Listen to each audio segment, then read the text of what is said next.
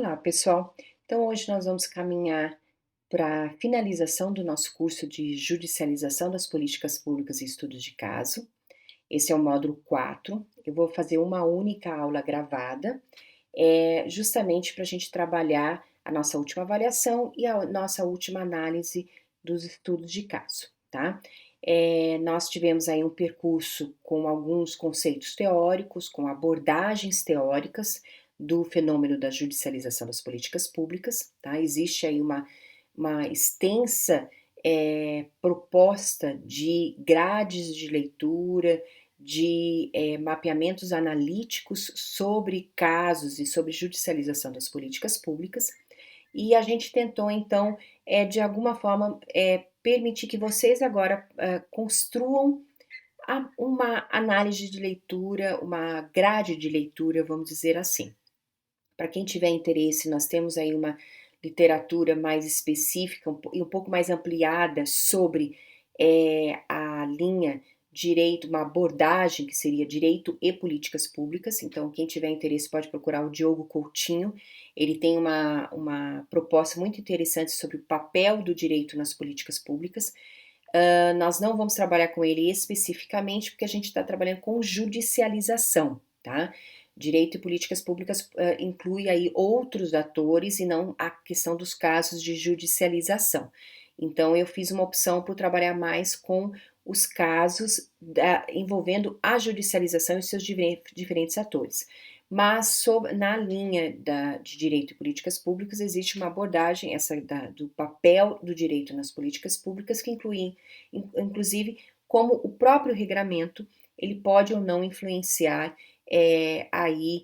diferentes momentos da relação entre direito e políticas públicas. Na linha do papel, eu acabo abordando aqui com vocês muito mais o papel de elemento estruturante, ou seja, quando a gente está trabalhando mais a perspectiva dos arranjos institucionais.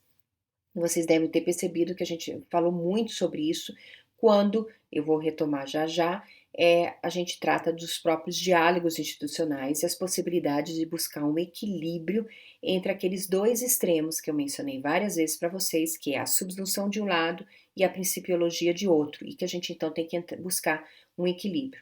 Na busca por um equilíbrio, uma das soluções apresentadas não só no Brasil, mas internacionalmente, é a do diálogos institucionais. E é nessa linha que a gente vai, então, trabalhar, ou seja, o papel do direito numa perspectiva de arranjo institucional e, eventualmente, estruturante, só que utilizando preponderantemente a judicialização das políticas públicas, tá? E a própria ideia dos estudos de caso. Então, para fechar, eu trouxe aqui ainda para vocês 3 últimos elementos, retomo um pouco os diálogos institucionais, desculpa, ele está faltando um TU, institucionais, tá? Mas eu queria ainda fazer 2 últimas reflexões. Uma delas é sobre a ponderação, né? A ponderação é considerada uma das metodologias, vamos dizer assim, dentro do campo do direito, especialmente do campo constitucional, do direito constitucional, como uma das possibilidades para resolver os conflitos entre os princípios, né? Já que a gente não tem mais a subsunção como aquele raciocínio lógico jurídico, onde você simplesmente faz uma adequação, a ponderação ela vai além da adequação. Ela procura justamente uma proporcionalidade em estrito senso. Por quê? Porque, como eu mencionei para vocês, a subsunção é o raciocínio lógico, onde você tem um fato e tem uma norma e você vai adequar um ao outro. Com os conflitos, isso não é assim tão simples. Por quê? Porque eu tenho muitas variáveis envolvidas e não existe uma adequação perfeita. Normalmente, eu preciso fazer o quê? Além da adequação, eu preciso verificar que, dentre aquele meio escolhido, se ele é o menos gravoso, se ele é o mais eficiente, se ele é o que traz mais benefícios. E isso é a proporcionalidade. Né? Vamos pegar aí um exemplo, combate à dengue. Né? No combate à dengue, eventualmente, os agentes sanitários precisam entrar em propriedade privada fechada sem autorização. Por que eles podem fazer isso? Né? Porque eles têm uma ponderação aí entre a proteção à propriedade privada e a saúde pública, tá? E o que vai ser proporcionalmente mais que beneficia mais a sociedade?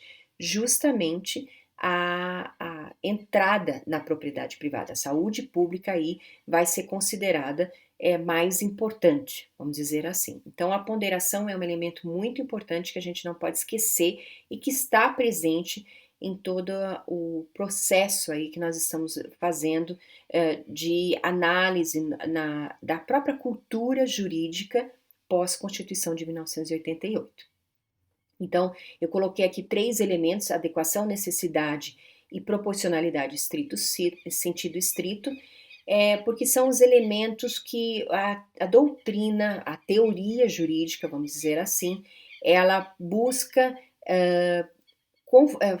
formar como uma metodologia para a ponderação, tá? É uma tentativa de construir uma linha argumentativa lógica e que permita menos críticas a uma das questões que eu vou falar da própria Lindbe, que é o próximo item, que é a questão da subjetividade, né, gente? Quando a gente fala de princípios, nós estamos sempre falando em subjetividade, e isso é uma das grandes críticas a essa corrente que traz os princípios como uma realidade, e que é uma realidade, mas ela tem sim uma carga valorativa que dificulta, sim, a segurança jurídica.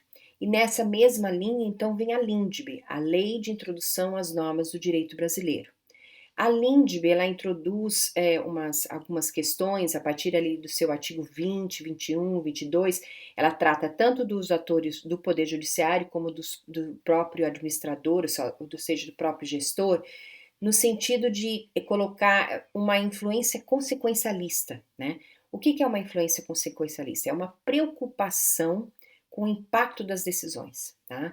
Então, ela tenta construir, né, e forçar o juiz a pensar no impacto das suas decisões, que os valores jurídicos abstratos, eles não podem ser simplesmente mencionados sem se visualizar qual vai ser a sua consequência, tá?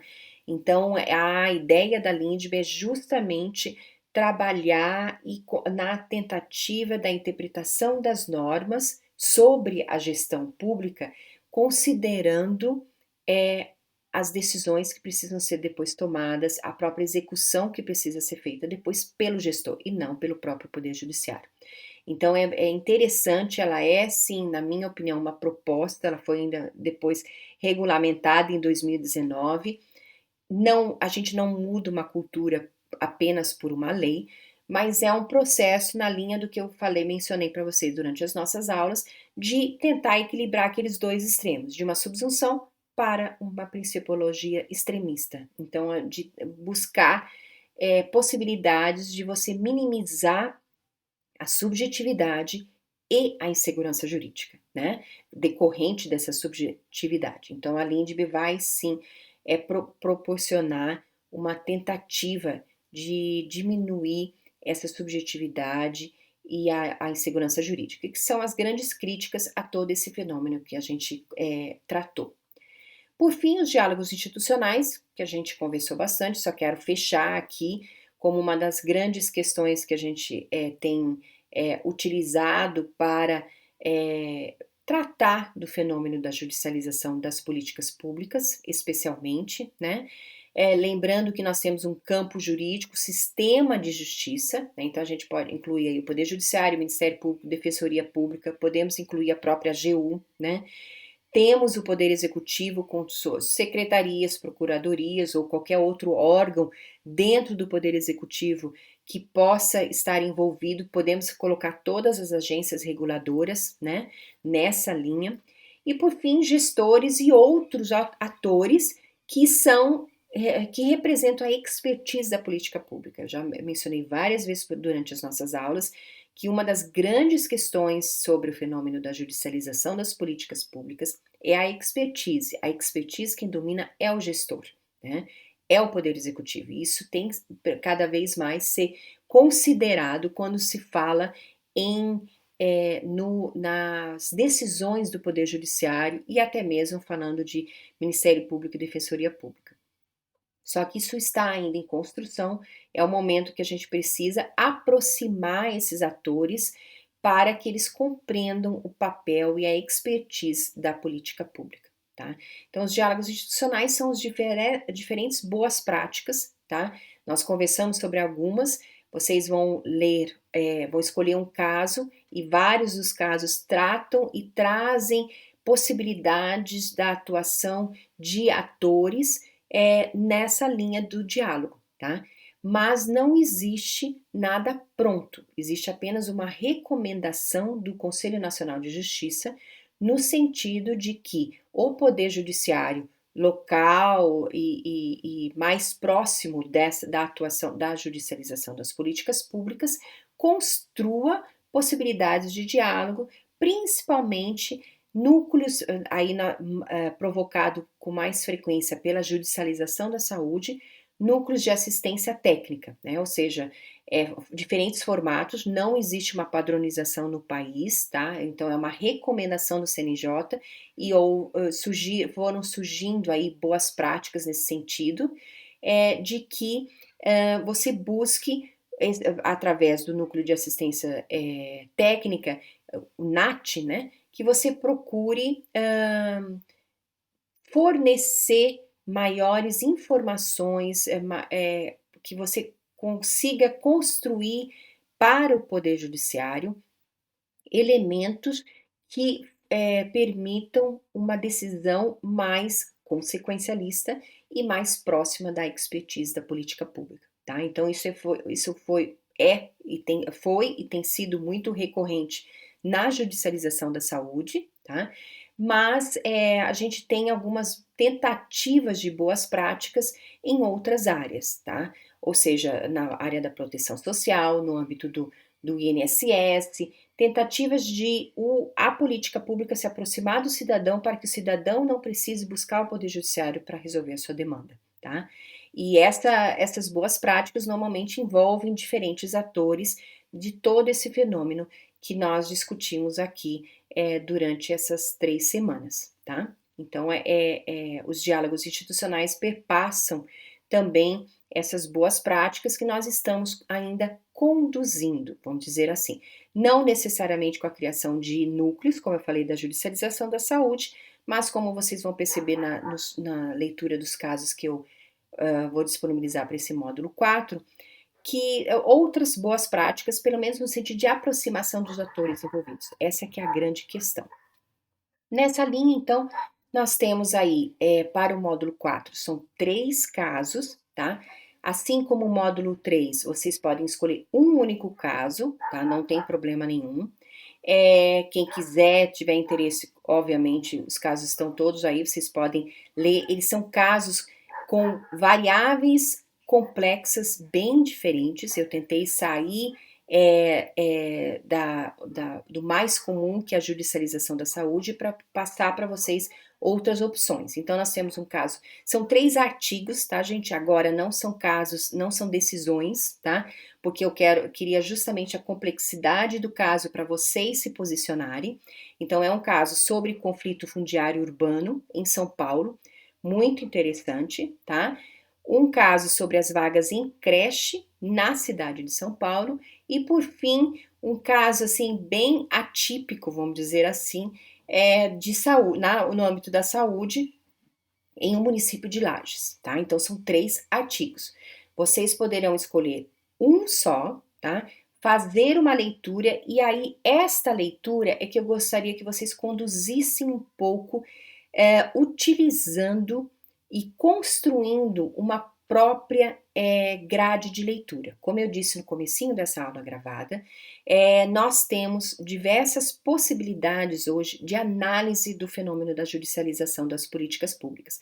A gente pode trabalhar com uma dimensão mais reivindicatória, então podemos focar mais na perspectiva do cidadão, de quem busca o Poder Judiciário, podemos procurar perceber uma dimensão mais estruturante, ou seja, analisar mais a política pública e como a judicialização ela eventualmente afeta a política pública. Eu imagino que muitos de vocês aqui que trabalham principalmente com infraestrutura percebem essa segunda dimensão, ou seja, a judicialização ela perturba o andamento da definição e da efetivação e execução da política pública específica. A gente pode pensar no impacto da judicialização numa dimensão mais normativa, então aí agências reguladoras e como a sua regulação acaba sofrendo com a judicialização, ou seja, eu estou dando aqui várias possibilidades do que eu chamo de uma grade de leitura. É como se você fechasse aí construísse um mapa mental, uma grade, um mapeamento analítico de um determinado tipo de judicialização. É mais ou menos isso que eu gostaria que vocês tivessem em mente ao ler o seu caso. Então, você vai ler o caso e vai tentar buscar argumentos, conceitos que chamam a sua atenção e que vocês podem eventualmente depois construir uma grade de leitura, construir um mapeamento analítico do caso, tá? Esse mapeamento analítico, essa grade de leitura, será objeto da nossa avaliação final, que eu não vou ainda explicar como será. Eu quero só aqui encaminhar vocês para uma leitura dirigida, mas eu não vou mais fazer as perguntas como nos outros casos. Aqui eu quero, nos outros textos, né, que foram textos teóricos. Aqui eu quero que a criatividade venha com vocês. No módulo 3, eu pedi para vocês lerem os casos e fazerem um mapa mental. Aqui, não necessariamente você precisa fazer um mapa mental, ainda que eu julgue o mapa mental a melhor ferramenta para a construção de uma grade de leitura, mas fiquem à vontade. O importante é que vocês busquem elementos, argumentos teóricos que vocês que tenham compreensão e significado para você, tá? Então eu dei aqui alguns exemplos: a própria efetivação dos direitos envolvidos, o conceito de ativismo judicial, mesmo que ele seja um conceito muito mais de retórica, ele é um conceito possível de análise, ou seja, em que medida o judiciário ou o Ministério Público foi ativista, vamos dizer assim, no caso escolhido. Vocês podem trabalhar com diálogos institucionais, ou seja, em que medida há ou não há a presença de diálogos institucionais ou tentativas, ou se poderia ocorrer. A questão da discussão sobre controle forte ou controle fraco, se há uma presença mais assertiva do Poder Judiciário ou não, quais os atores envolvidos, né, campo jurídico, executivo, como eles se posicionam, micro e macro justiça e outros conceitos que a gente trabalhou. Eu só elenquei aqui alguns para ajudar vocês na leitura do caso. Então é importante que vocês tenham esses conceitos em mente ao ler o caso e tentem construir alguns argumentos, alguma linha argumentativa sobre o caso, tá? Bem livre, vocês irão escolher qual vai ser. Se vocês vão na linha sobre a análise do Poder Judiciário, se vocês irão na linha da análise sobre a forma como o Poder Executivo definiu a política pública ou não definiu. Então, eu estou deixando vocês aqui livres para construir, tá? Uma linha argumentativa. E na nossa última aula online, nós faremos a avaliação e eu vou explicar para vocês como será essa avaliação durante a aula, nos termos que a gente sempre tem possibilitado e feito aí com vocês. Mas o importante, meu objetivo com essa aula gravada, é que vocês tenham uma motivação de análise do material que eu estou disponibilizando, tá? Então é bem na linha de construir uma grade de leitura, como eu disse no começo dessa aula. Existem muitas possibilidades, mas eu não quero dar uma pronta para vocês, eu quero que vocês construam. E vou fazer uma ressalva aqui. Se eventualmente alguém tem algum caso que gostaria aí de abordar a partir desses conceitos, dessas categorias que a gente tem trabalhado, pode ser também, tá? É só aí fazer essa análise do caso e no dia da avaliação, quando eu solicitar justamente que vocês apresentem aí, nós vamos fazer um trabalho que perpassará uma questão mais individual escrita de vocês, que vocês também me encaminhem o caso, tá? Pode ser também. Como eu sei que essa turma nós temos aí gestores de diversas áreas, se eventualmente vocês gostariam, puxa, eu gostaria de fazer essa análise e até mesmo ver como a Júlia ali vê esse caso, tranquilo, podem trazer para a aula e a gente conversa ainda na nossa última aula, tá? Aqueles que não se identificarem eventualmente com os casos e conhecerem um caso que é da sua vivência profissional que seja interessante, tá? Então, eu acho que nós vamos finalizando. Pessoal, essa é a nossa última aula gravada, como eu disse, do módulo 4, tá? Vocês, então, têm agora esses 3 casos para ler e tentar construir argumentos, um roteiro, vamos dizer assim, de análise. Que aí, na nossa última aula online, síncrona, tá? Nós vamos fazer uma atividade avaliativa. Até lá!